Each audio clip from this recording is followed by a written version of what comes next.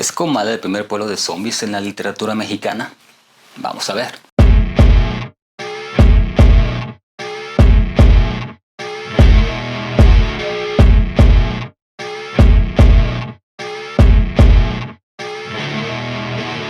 ¿Qué más se puede decir de Pedro Páramo? 120 páginas que se pasan más rápido que una cerveza helada después de una presentación de libro. Sin embargo, la intensidad y la estructura de la obra hace que te quedes con la sensación de haber leído muchísimo más. Alguna vez Jorge Volpi escribió que Pedro Páramo parecía una novela de 500 páginas a la que Juan Rulfo solo nos presenta 120. La verdad es que puedo imaginármelo sin ningún problema. Ver a un Juan Rulfo estresado porque simplemente no lograba ponerle punto final a una obra que llevaba años trabajando, y verlo aliviado cuando tenía ya sobre su escritorio 500 páginas de Pedro Páramo, corría emocionado para entregárselas a su gran amigo y editor Alichu Macero, y entonces tropezar con una de esas piedras en el camino y de manera dramática las hojas vuelan en una ventisca y se pierden para siempre en el cielo de la Ciudad de México, y un desconsolado Rulfo vio cómo solo pudo recuperar 120 de ellas.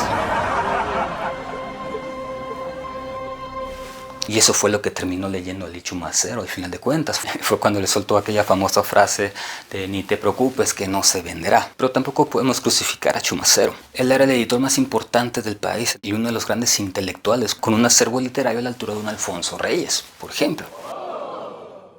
Y más que nada, Chumacero era contemporáneo a Juan Rulfo, solamente un año mayor que él. Yo no me imagino diciéndole a uno de mis amigos después de leer su manuscrito: ¡wow! Acabas de escribir la mejor novela, el antes y el después de la literatura mexicana. Pues no.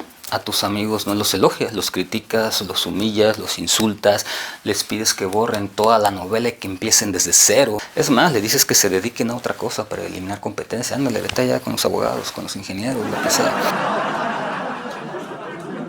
Eres cruel con tus colegas contemporáneos, de hecho. ¿Por qué? Porque es lo que un hombre hace. Y así fue como Pedro Páramo llegó a nuestras manos. Una novelita con uno de los plot twists más inimaginables que se recuerda. Plot twist, giro argumental, cambio de trama, giro tuerca. Y que voló los sesos de todos cuanto la leyeron en aquellos tranquilos años 50. Y que influyó a generaciones y generaciones de autores no solo mexicanos, sino del mundo, hasta la fecha. Y es que todos somos hijos de Pedro Páramo, porque en pleno siglo XXI hay escritores que todavía quieren escribir como Juan Rulfo. El tipo era capaz de escribir un cuento donde no pasaba absolutamente nada, con los personajes más ignorantes y crueles que te puedes imaginar, y aún así destilar la finura de un campo de maguey del Bajío mexicano. El mismo Juan Villoro llegó a declarar que Juan Rulfo era un mago con las palabras, un mago con las palabras. Si me lo preguntan, yo juraría que era de la casa Ravenclaw.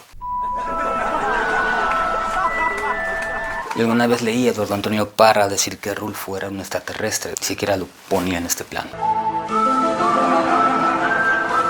En los 50 fue novedoso, fue fantástico, fue terrorífico, pero esas atmósferas ya no funcionan en la actualidad. Habrá casos muy escasos de novelas o textos que se realizan dentro del México profundo y que todavía pueden funcionar. Son los menos. Así que por favor dejen de escribir como Rulfo, dejen de escribir como Rulfo. Se los digo una tercera vez, dejen de escribir como Rulfo, la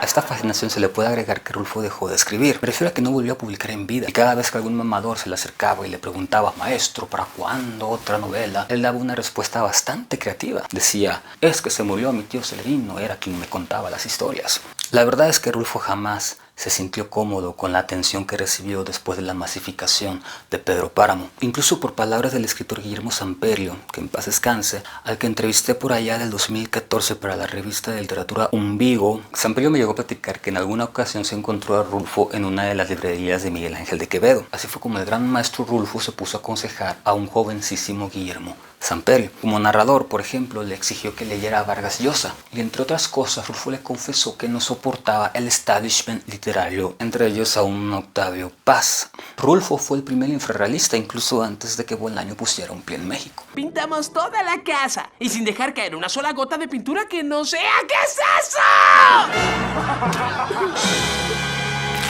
Y justo cuando pensaba que a 70 años de su publicación ya no había nada más que decir sobre Pedro Páramo, conocí al poeta Martín Camps. Corría el año 2002, acababa de publicar mi primera novela, Artemisa Café, y fui a presentarla a la ciudad de Tijuana. Y ahí, entre muchos otros escritores, conocí a Martín Camps.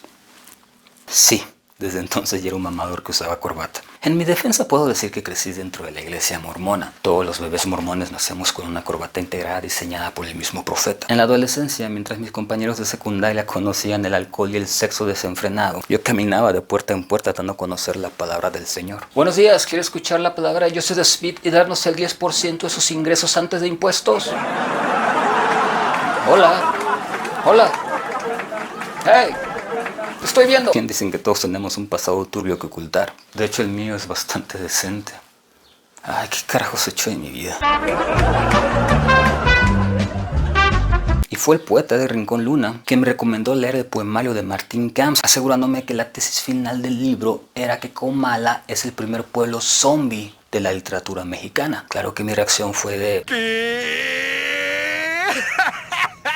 Fue el mismo poeta Rincón Luna quien me hizo llegar el libro de manera física. El libro se llama Poemas de un zombie. Camps en estanzas nos presenta una feroz crítica a la sociedad moderna. En todos lados hay zombies, asegura Camps. En los cines, en los bares, en las tiendas, en los gimnasios, en las iglesias, en las licorerías. En otras palabras, llevamos una vida tan aburrida, tan monótona, tan automatizada, que somos idénticos a un zombie. Tanto que nuestra novia o mejor amigo o compañero de trabajo o nuestro profesor podrían ser un zombie y no lo notaríamos. De una manera ridícula e inconsciente, todos somos zombies.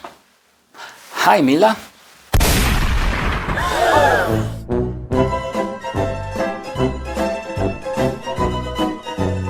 Claro que Camps lo dice de manera figurada.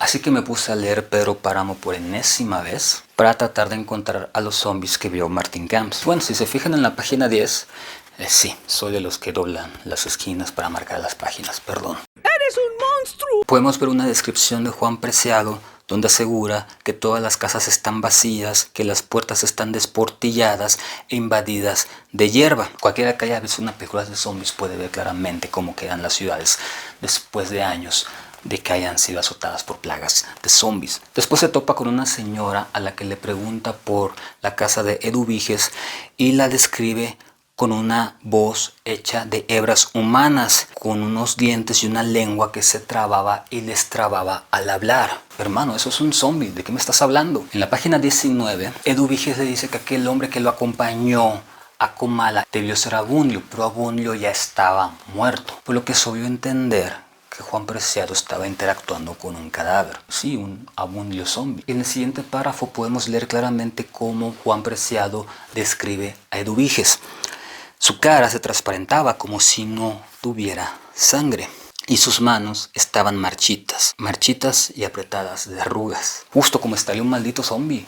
No mames. Y en la página 52, cuando Juan Preciado ya está agonizando y revolcándose en el piso de la casa de los hermanos incestuosos, la mujer le explica a su hermano cómo Juan se está sangoloteándose por dentro y que es capaz de reconocer porque ella pasó por lo mismo. Así que lo más probable es que ella se refería a cuando el hermano, que ya era un zombie, la mordió a ella infectándola y cómo ella también empezó a morir hasta convertirse en una zombie. Se compran colchones, tambores, refrigeradores,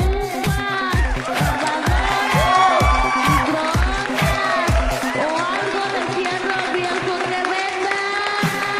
Si lo manejamos de esta forma, en la que Comala desapareció debido a una infección zombie, hay algo más que todavía podemos descubrir y es quién fue el paciente cero. Y si me lo preguntan, yo juraría que la paciente cero, aquella que llevó la infección a Comala, fue Susana San Juan. Que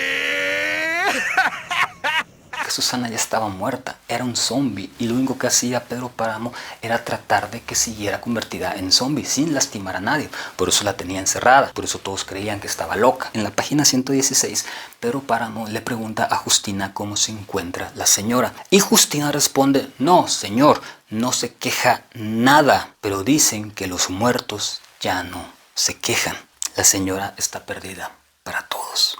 Susana era un zombie y Pedro estaba tratando de mantenerla con vida de manera obsesiva. Y ella fue la que esparció la infección a todo Comala. Pero bueno, intentemos ser realistas. ¿Qué demonios pasó en Comala ¿Qué eran esos murmullos que escuchó Juan Preciado y que terminaron matándolo? La teoría más extendida y aceptada es que se trataban de fantasmas, que Juan Preciado llegó a un pueblo fantasma. Pero vamos, que los fantasmas no existen y los zombies tampoco. Aún. Menos no que sepamos, capaz que desaparecieron Comala en alguna especie de bombardeo secreto de Estados Unidos y acabaron con la infección sin decirnos. Y si leemos detenidamente ese inicio de la novela en el que Juan y Abundio van bajando a Comala, podemos ver el énfasis que hacen en el calor. Incluso Abundio llega a decir aquella famosísima frase de que en Comala hace tanto calor que cuando algún habitante se va al infierno regresa por su cobija. O sea que Comala es como Mexicali pero en el Bajío. Los amo, amigos de Mexicali. Así que mi primera teoría es que Juan Preciado murió de un golpe de calor. La primera vez que conocí Monterrey apenas puse un pie afuera del autobús climatizado y casi me desmayo. Tuve que sujetarme del mismo autobús e irme así por todas las paredes hasta poder sentarme porque estaba yo al borde del desmayo. Y es justo lo que Juan Preciado hace cuando llega a Comala, se va de tumbo en tumbo, sujetándose de las paredes para no caerse. Todos esos fantasmas que vio y los murmullos que escucha y que lo terminan matando, no era más que el pobre tipo agonizando. La agonía es como un purgatorio, la vives a destiempo. Escuchas y ves cosas que no están allí. Y eso es lo que Comala parece, un purgatorio que se desvanece lenta y lastimosamente. Incluso parece que suplicara por nuestro olvido. Pero somos México, la tierra de Guillermo del Toro, así que nunca olvidaremos a Comala, ni a sus habitantes, tan eternos como putrefactos. A mí solo me queda preguntarles qué sintieron aquella primera vez que llegaron a Comala, o mejor aún, cómo pueden estar seguros que salieron con vida de allí.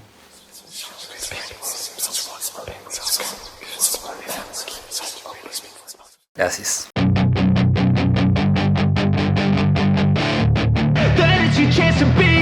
Hey kid, don't ever let them get inside your head. They'll tell you what to do in life instead of everything you know that you could get. Don't let them guide your life towards regret.